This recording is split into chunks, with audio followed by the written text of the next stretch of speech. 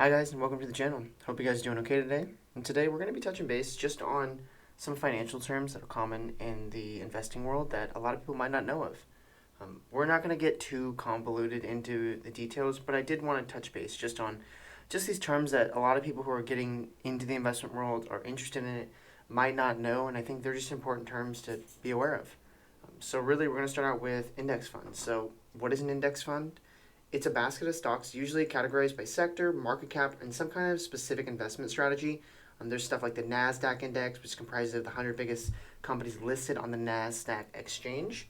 They're usually a little bit more tech heavy in that specific one. Or there's one that's common like the S&P 500 index. That's the 500 biggest companies in the world. They're large cap companies. All that really means is they're companies of $10 billion or more.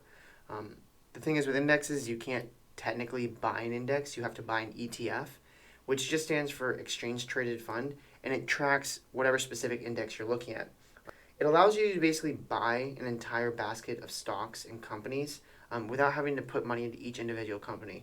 You'll see companies like Amazon or Facebook, or let me just show you Amazon for example. Like their current stock price is $3,000. Well, obviously, if you only had a couple $100, you probably aren't going to be buying Amazon. Like, yeah, you could do fractional shares, but realistically, you're not going to be going in there and spending $3,000 on that stock to fill up a small portion of your portfolio. So, what an index does is it lets you take each dollar that you invest and diversify it into hundreds of companies, sometimes even thousands of companies, depending on the index that you use. Personally, I think index funds are one of the greatest inventions ever created, and they really benefit everyone in the investment community. For me, I like to use them in a broad sense for just dollar cost averaging into the stock market, as well as I like to sometimes I'm interested in a sector, but I don't want to go into a super big deep dive into all the companies in the sector and figure out what works and what doesn't. So you can play a sector. You can buy an index fund on oil stocks. You can buy an index fund on airlines. You can buy an index fund on big tech. You could do one on semiconductors because we know microchips are going into everything. So really, there's not really a limit to what you can invest in. That's one of the reasons I like them so much, is because they give you that instant diversifications. You could put $5 in the account, and your $5 will get diversified into 500 companies, or 1,000 companies, or 10,000 companies, depending on the index. So really, it's a great tool. They're very cheap, and it's one of the best ways for anyone who's new to investing and new to the stock market to slowly dollar cost average in and get those rate of returns that you're hoping for, and just play the slow and steady race. The thing is about investing is it's kind of boring for most people, and it just takes time. Anyone can become a millionaire. It's not that difficult. It's all about your time horizon and your expected returns. The younger you are, the easier it'll be. That's basically what I'm trying to say. Now, let's move on to market cap. So what is market cap?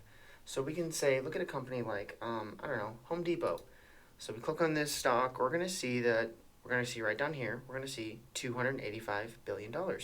What does that mean? Well, that just means if you were to buy every stock that this company has on the public market and multiply it by the stock price, you would get a market cap of $285 billion. Really, all it means is that this is the current value of the company. It doesn't mean they have that kind of cash or anything on hand, but this is what people are valuing the company at. It's a good way to understand the size of your company, the scale of your company. Larger companies are usually much more stable than smaller companies. So that is just something to always be aware of. That there's three big distinctions between market cap. There is going to be large cap, like I mentioned earlier, is from $10 billion and more.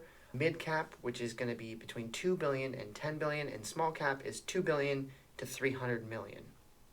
Anything smaller than a valuation of $300 million is considered microcap. Personally, I don't even touch microcap. I don't want to get involved with them. There's just a lot more risk involved. Yeah, there is some potential for growth, but I would stay away from them as an investor personally. But that's basically how we describe market cap. It's just basically the valuation of how much the company's worth. So let's talk about the PE ratio. Now, what does the PE ratio mean? It means price to earnings ratio. It's basically the value of the stock divided by the profitable earnings after paying all their fees and stuff, and you'll get a price to earnings ratio. Realistically, with PE ratios, you just want to look for historical average. So, to understand kind of more of why you care about the PE ratio, it really just tells you whether or not stocks are cheap or expensive. Sometimes stocks can get overbought, meaning too much money's flooded into them. Like, people have gotten so excited about the company, but if the company's not making a profit, or maybe there's a lot of future potential growth in the company, so you might see higher earnings. A good baseline for me personally is the S&P 500's price to earnings ratio. We can see from here it's idled anywhere from 10 all the way up. In these bubbles, it was up in the 50 to 100, but the historical average is about 15. You could argue that maybe in modern times it should be closer to the 20 PE ratio range, just because we see that technology companies have really dominated the market and really transformed the market. And so those are companies that have higher growth potential. And so as a result, because they're more growth oriented, they have higher price to earnings ratios. And because they take up a larger percentage of the S&P 500, it's reasonable to see that the S&P 500 has a PE ratio maybe in the 20s. You could argue low 20s, high 20s. I'm not going to pick or say. I'm just pointing out the fact that we are seeing massive growth in certain sectors of the market, and so that's a good range to invest in. Really, the importance of a PE ratio is just to make sure that you're not buying a company that's way overvalued, at least the moment. It doesn't mean the company's a bad company or a bad stock to invest in, but it just means that it's overvalued. A lot of times companies will have growth potential baked into them, like Tesla, for example, is a great example, because Tesla, people were expecting a lot of growth. And you'll see on here, you're not going to see a price earnings ratio. Well, that's because they just reported their fourth quarter earnings of profit, which when you actually add up the data, their price earnings ratio comes out around 300, which is absolutely bonkers. There's no reason why you should ever pay that level of price earnings. I understand they're revolutionizing the automotive industry, but it doesn't make any sense to invest in a company with that level of price earnings ratio. You can look at a company like NVIDIA is a great company. You might know NVIDIA. They're a big company. They make graphics cards and processing chips, primarily GPUs. They have a pretty large market cap, as we saw earlier, $250 billion, but their price earnings is 75. Well, why is it so high? Well, they're growing faster than every other company in the market. Compared to their competitors, their historical growth rate is 43.9%, which in the current crisis, with earnings growth expected to continue to climb another 32%, with an industry average of a negative 13% decline, it's no wonder people are paying higher price earnings ratios for this company. It's a big company.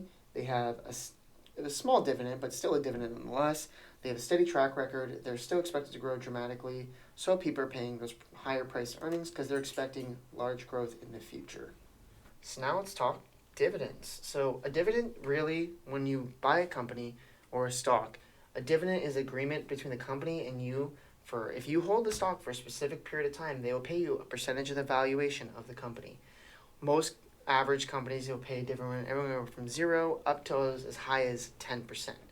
I know sometimes people get trapped in the idea that they should invest into only companies that pay dividends, or invest in companies that pay a high dividend, but there are tax reasons why you really shouldn't just invest in companies that pay dividends, because you're going to be paying taxes on those dividends, and after that you're also going to get less growth in the stock, which if you're young, that's what you should be shooting for, is growth. You shouldn't be worried about your dividends because you're going to be making a few pennies on the dollar. You should be worried about how far your portfolio can grow for you, and then eventually, once you've grown the portfolio to a large enough amount, you can focus more on dividends and then living off those dividends. But either way, usually dividends get paid out on a quarterly basis, sometimes on a monthly basis, depending on the company. But on average, it's once every 3 months, usually sometime in March, June, September, and December. Dividends can range from 1% to, like I said, 10%. A good example, we saw that NVIDIA, from our example earlier, paid basically nothing. They paid 0.16, but they are a growth company. We can look at a company like, let's say, Apple. So Apple is going to pay, also kind of a slower dividend, but we all know Apple's a growth company. You look at them in the last year, they're up 76%. The last 5 years, they're up 187%. But they still pay a dividend of about 0.84%, which is still pretty decent, all things considered.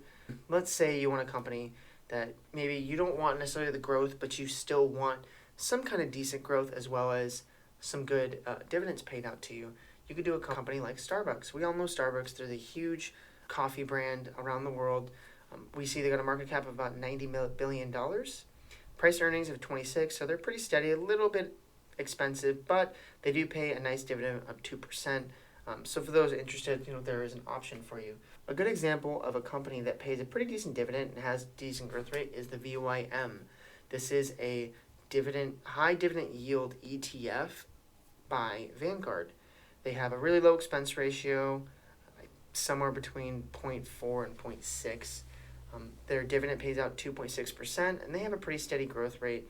It's a company that's going to have a lot of investments, sometimes in oil, sometimes in those consumer staples like Coca-Cola, Procter & Gamble, those kind of things. And they pay a steady dividend, and this is a way for you to diversify into a large percentage of companies that pay dividend without having to do any high levels of research. I hope this video helped. I know it's kind of long. I'm going to edit it probably down a bit, but let me know what you think. I'm going to be doing a portfolio update probably tomorrow on just what's been going on in the market, kind of covering the most recent information and what I expect the markets to do over the next few weeks. Hope you guys enjoyed the video, and thanks for coming to the channel. Cheers.